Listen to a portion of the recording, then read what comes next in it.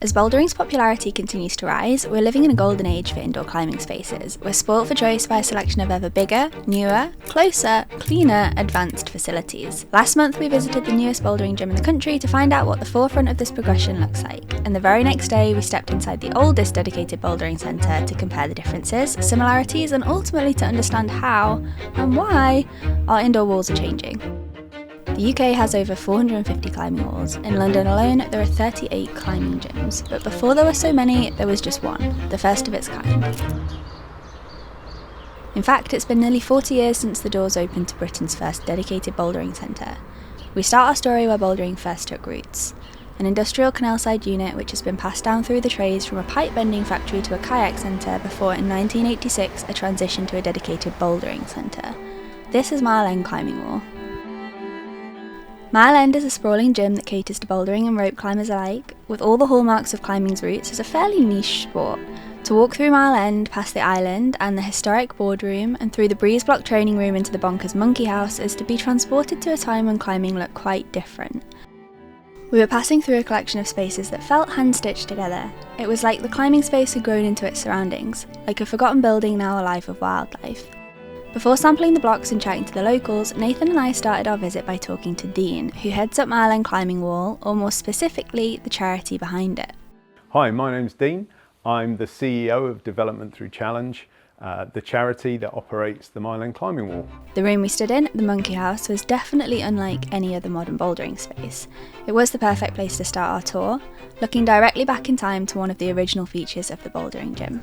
It's built in a way that a modern wall would not be built. All sorts of angles, all over the place. It's really old, and it's made of such thick plywood that it's so robust. Really? That it's withstood the test of time. I mean, back in 2010, I spent the Easter weekend with other staff filling it all in, filling in the screw holes, sanding it down and repainting it. This was previously the canoe room, did you say? Yes, so this used to have a swimming pool in it. So back in the 80s and early 90s, this whole space was a swimming pool where they used to practice canoe rolling and kayak rolling. And then there are rumours of really good pool parties in here, but that was before my time, I'm afraid. These pool parties Dean mentioned might seem a little out of the blue, but placed in context of how Mile End came to be, they start to make sense. Let's explain. We started, it wasn't even a climbing wall. We were a charity moved into this building in the 80s called North London Rescue Commando. They were a boat base, and outdoor enthusiasts came and started taking local young people out on the canal, and bit by bit, because outdoor sports go hand in hand, they built a little climbing wall. And then the climbing went on the ascendancy, and the climbing wall grew and grew and grew, and then people started coming along to what was known as the Mile End Climbing Wall, because it was a climbing wall in Mile End. These beginnings, some 40 years ago, gave Mile End a certain special aura from the moment you walk in. But the history of the building is told in other ways too. The layout is unorthodox, with a charm to it, but sometimes cramped. There's no shortage of wall angles and quite a few top-out opportunities which felt in keeping with the wall's outdoor heritage. In the older spaces you can see the height of the walls extends beyond where the roots are set. Before modern regulations it was normal to climb this high, and incredibly, that would have been before floor matting that we use today. A few of the local climbers told me that they used to draw a gymnastic mat around the floor and place it below when they were climbing. But you might still end up descending a ladder or two to make it down after you reach the top. Even in walking from room to room, you really get a sense of where past meets present. There are places where change has been embraced, a new weights area and lifting racks for more modern training methods, but also markers of the foundations that allow previous generations of climbers to practice for traditional outdoor climbing. And then in here was a big traverse that went round and round. It was about 50 metres long. Okay. And it was made just like it. Right, okay. And like, how are these, is this what climbing holds? This is what they were like they back used in to the be. 80s. Yeah. Would these have been, how would these have been made? They were just moulded, and then these are real rocks that are set into concrete. And these were made so you can actually place gear in them. As someone who's been a devout climber for the best part of a decade, I feel like it's become less common to meet climbers dedicated to outdoor pursuits like traditional climbing, and more common to meet people who climb mainly indoors. But looking back further at the origins of these places, I pushed Dean to set the scene at Mile End. It became very much a climber's wall. Okay. So it was for people who, we had a lot of schools and did a lot of youth work with the local community, but the climbers came, and it was about people who climbed in the week because they wanted to go climbing at the weekend. So we used to close early on a Friday so that people could go off to the Peak District or somewhere and go bouldering or road climbing for the weekend. If the spaces we climb in have developed, so too has the gear and the kit that we rely on to climb with. We're happy to have this wall comparison sponsored by Rungy, who we've been working with in 2024. We've been using Rungy kit since last year, and we love it for its performance and comfort, though Magdust, highballer pants and lightweight clip-on chalk bags might have had these folks scratching their heads in the 80s. An interesting tidbit for you, chalk was not a tool commonly used or accepted until at least the mid-1970s, being referred to by legendary climber John Gill as another form of direct aid and one I don't use. Having switched to Magdust since we started working with Rungy, we actually can't help but kind of agree that it does feel like cheating. Though we won't be stuffing it into trouser pockets like the climbers of old, we might instead opt for a Rungy chalk bag. This week, in collaboration with Rungy, you can receive 15% off Rungy chalk, t-shirts and apparel with code HANNAH15. And now back into the video. I felt Dean must, to some extent, feel the challenge of trying to meet differing expectations of seasoned veterans, as well as those taking their first steps into the sport. We walked through a small corridor to a windowless training room with a wooden board that Dean was proud to tell us was revered by some of the country's strongest climbers. But surely, the largest climbing audience today is not the ultra-strong, or the outdoor specialists, but a blossoming collection of newer recreational, hobbyist and social climbers. Outside, a canopy-covered section called the Secret Garden is perhaps part of the climbing wall that might feel most familiar to a new boulderer. There's a dedicated wall for competition-style problems, as well as a plywood circuit board. Here, I asked regular visitors about their relationship with Mile End Climbing Wall, the development of the space over time, and how they got into the sport. Scrambling as a kid, then bouldering here. Yeah. Then my son is an instructor, or was an instructor, okay. And then he took me outdoors. So he's doing this to try and keep up with his son so he can go climbing. Yeah, okay. He takes me climbing and he makes me do really stupid things. Can you try and keep up with it? Yeah, I can't. Mile End certainly serves to prove that old dogs can learn new tricks. I'm not talking about Peter, but the creative routes throughout the centre. Peter was quick to mention that Mile End is known for interesting sequences across the grade range, with route setting masterminded by setter Alex Lamel for the past few years. However, Peter was keen to demonstrate a blue slab in the hope that, via YouTube, the route setters could appreciate his struggle with the final reach. And that's it. Peter welcome in the comments for Peter. And that's just cruel in my opinion. The climbs have become much more interesting, actually, especially since they made this change to the grading system, where it used to be all the easy climbs were yellow and black, but now they might be any colour. You can climb on all the coloured holes at every grade. Exactly, so you get a variety of types of holes across the grades. It was interesting to me that Peter mentioned his appreciation for development in the whole variety over time. For the oldest bouldering wall in the country, I had immediately noticed the modern hold selection when we walked in, which lends itself to a decidedly new school method of setting. Routes and their grades are of course an integral part of any climbing wall. You know, when I first started climbing here, all our grades were done in British trad grades, and so we've had different, had to kind of go with the modern times and change to V grades, and then we've kind of moved on to a different grading system to meet the needs of the customers and the modern climbing centre. We are steeped in history and we're very proud of our kind of outdoor heritage, even though the modern climbing world is different. I think it's no secret that the makeup of communities who take part in climbing have changed dramatically recently, and Mile End reflects that story. Originally a support act for outdoor climbing, indoor climbing is now the main act for many people. It's easier to access, all weather, and often accompanied by a nice cup of coffee. I bumped into Gabby, who started climbing socially. So I started climbing, well, the first time I went climbing was like mid-January of this year. New visitors like Gabby are part of a rapid increase in bouldering's popularity. Over the last 4 years, walls in the UK have seen a 58% jump in average customer visits. Because my co-workers were like, Gabby, come climbing with us, like they're obsessed with it. And then I told my dad about it. I was like, oh, I went climbing. And he was like, Gabby, I've been wanting to go climbing for ages. How have you not told me? Like, I want to go climbing with you. Oh, nice. And so we both went climbing together, got like super into it. We're going like 3 times a week. It was like crazy. What got Gabby hooked, and I know from my own experience, was likely a combination of the many needs that indoor bouldering spaces can satisfy. A place to socialise, a set of puzzles to solve, a mindful haven, and a physical outlet. And of course, a training ground for rock climbing. But in London alone, there are 38 bouldering gyms, so older walls like Mile End are now part of a highly competitive market. I met Thomas, another relatively new climber, and I asked why Mile End was his choice. I think mostly the community. Like I've got people there. People there have been coming. Some people there have been coming for 10, 20 years. So it's really nice, especially after a while. You learn to know all those people and to bond with all of them. I was fortunate enough to bump into one of Mile End's original generation, Dave, a 74-year-old outdoor climber who asked not to be on camera. He was part of the community that Thomas talked about, and his welcome to new climbers seemed like a positive example of community mentorship.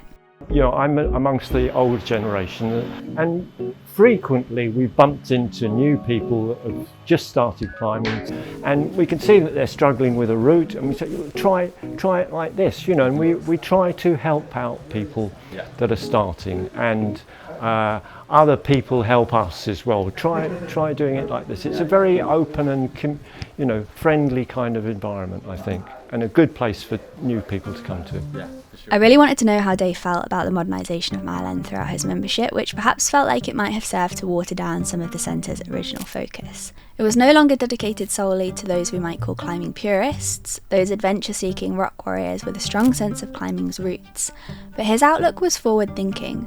Like most of us, he enjoyed sharing our sport. You accept it and get on with it. Yeah.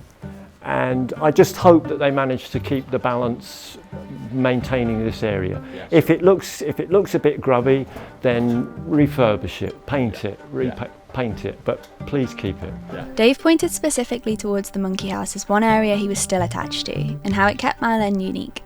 Looking towards Edinburgh, I couldn't help but feel like a modern chain would struggle, by definition, for a sense of this kind of individuality or personality. But in its place, had the climbing Hangar found something different to help its members fall in love with climbing? I finished by asking Dean how he saw the future of the climbing wall industry. Well, the first thing is that climbing is still a relatively new sport. So, you know, I've seen it change massively. If you think we're coming up for 40 years old, and we were there right at the beginning, the people who were here, the people who were at these climbing centres back then, are the people who pioneered indoor climbing. And the industry over the last 30, 40 years has slowly begun to get professionalised. Yeah. And the rise of the professional and commercial climbing wall is a really big thing that has happened in that time, because they weren't there before. A tad over 300 miles north of Mile End Climbing Wall, also situated in the type of industrial park that British climbers will be well familiar with, is the brand new The Climbing Hangar. It's the 9th offering from the largest chain of bouldering gyms in England, and it's the first across the border into Scotland. So 40 years on, how have bouldering walls changed? We are in the brand new Climbing Hangar in Edinburgh. This is opening this weekend, but we've managed to squeeze in just before opening to get a little preview of the space, and immediately walking in I'm seeing kind of like the classic hangar vibe. With their experience creating climbing spaces, the Climbing Hangar have come about as close as you can to bottling up a climbing experience that's approachable, rewarding and social. The space is colourful and well lit, with eye-catching routes, and a fully equipped weights area, training board, stylish walkthroughs, and a cafe that's worth a visit alone.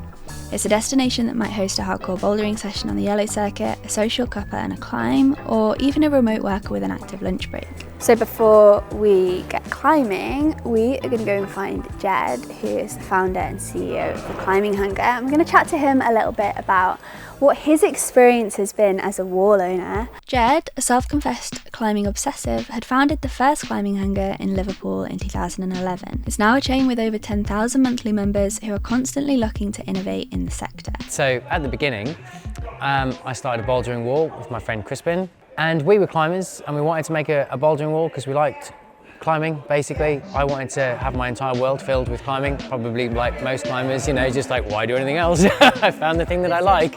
Yeah, this is the thing, yeah. From Jed's perspective, I was curious to understand what he felt was the biggest change that a climber from 30 years ago would notice if they stepped into a new climbing wall today. I think the very first thing that you'd notice, as just anybody off the street, is this looks like an ordinary, maybe not ordinary is the right word, I suppose I should be more positive than that, but I mean, it looks like a sports facility. Right. Like the reception desk, it's clean, there's aircon, you know, there's like signage, there's fire escapes, like it's a compliant space that looks like a space that is used for sport. Jed initially pointed out what I suppose we might consider the impact of increasing regulations, but what was also possibly a signal of our sport becoming more professionalised and having new commercial success. Like from an industry perspective, the key thing I note is that, let's say for instance, that yellow boulder problem there is probably £2,500 worth of holds on the wall to get a single boulder problem. Yeah. The first hangar we spent £9,000 on holds for the entire centre. I remember buying wild. I still remember, and I still have one of the holds on my desk. We bought a white circuit from Blurstone from Rob Napier, who was one of at the time, he was the most amazing human being in climbing. And I spoke to him and I'm like, Rob, I'd like a circuit, right? And can you help me build one that's like 7A-ish, that'd be quite cool? And it cost £1,200. And at the time, that was a staggering amount of money. And that was a circuit of 20 boulder problems. That's one boulder problem, £2,500. I asked Jed to walk us through a few routes around the centre to get a sense of how routes were planned in a brand new gym. Personally, I've always admired the variety and the lower difficulty circuits at the climbing hangar. Yeah, if we get rid of this one, this probably demonstrates it really effectively. So the green climb, this is our second circuit. So the grey is like full introductory, that's like, it's a ladder. Like there is literally nothing other than doing this to get to the top, because at the beginning, people just need to get to the top to understand, are they comfortable off the ground? As you start to get into this, you then kind of go, well, what concepts do we use to build a framework to move from green to orange? And then from orange, how do we build into blue and build that out? And we've got like quite a few metaphors and frameworks. We've got a graph and so on, because, you know, I'm nerdy. The consideration that Jed put into route setting was not just a niche obsession. It was clearly reflective of his wider approach to the customer experience, who those people are and how to meet their needs. So really what we're trying to do is make sure more than anything else that the first 50% of our circuits are much easier and the differences between them are lower. Once you're climbing white and yellows, you're basically in the game. You know that falling off is part of the fun. I felt the equal division between climbing routes targeting those seeking introduction to a new sport and those already indoctrinated touched on perhaps the biggest part of our story, the expansion of who it is that accesses climbing today compared with the past. And that today, climbing spaces play a different role in the sport and they serve a much wider set of groups. Of all of the things that I think have changed for the most progressive operators, we're making climbing easier to get into. And I think that's important to then come on to the customer. I was taught to climb by climbers. I went into a group of people who were all climbers and they basically curated my experience. They put me on scary things that were too hard, the classic sandbag experience, but you know, they knew I was going to get up at that sort of thing, and they took me to a variety of places. But the new climber is walking in off the street with their two mates who have never climbed before. So you don't have that expert guide, which once upon a time, they were the people that brought all of us that are in the industry now basically into climbing. In this sense, Jed clearly felt that a large responsibility for the climbing hangar is to be a welcoming space for new climbers, in some ways replacing the role of the sport's original architects. A lot of the changes in place at the climbing hangar and also those embraced at Mile End Climbing Wall link back to this bigger picture of how our sport is changing as it scales up. I asked Jed to set the scene for climbing eras gone by and what had come before. So at the beginning you've got a lot of like obsessives, and all of the customers are basically like you. So like the difference between the team and the user, if you like, is negligible. So it's overwhelmingly male, right? White, middle class, etc. The younger end. So the actual levels of like, you know, we'd say diversity now, but I suppose even just like difference. The people that went climbing were all from an identical tribe, more or less. Climbing was made by climbers for climbers with a worldview that was climbing. This was for outside, it was not for its own sake, right? It was training. You didn't think of it in terms of like fun or like a nice thing to do that was social, the language we'd be familiar with now. Just like at Mile End, it seemed that indoor bouldering spaces were originally a means to an end, and that coloured nearly everything about how they operated. Your creation of the facility was like super focused, right? Because in the end, and I remember myself, you didn't care about anything other than the climbing.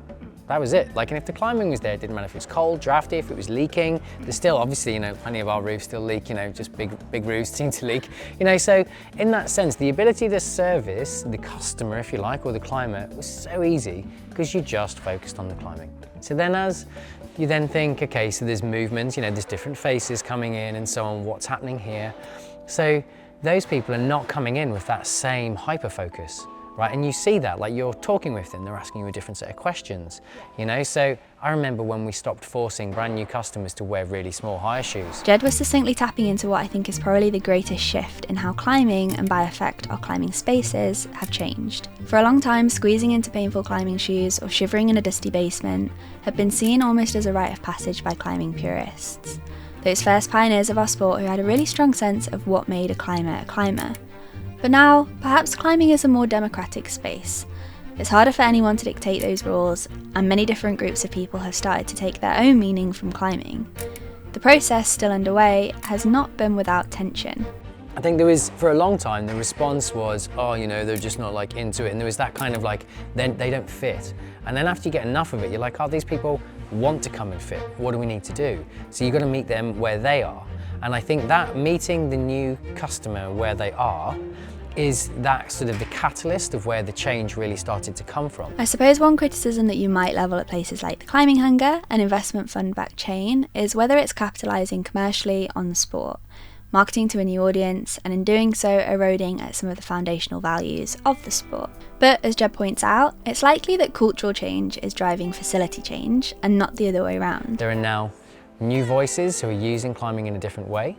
And they want to take it different places. It means something very different to them. The language around it is very different. So I think the evolution is much more cultural, and then the facilities have started to reflect the cultural evolution.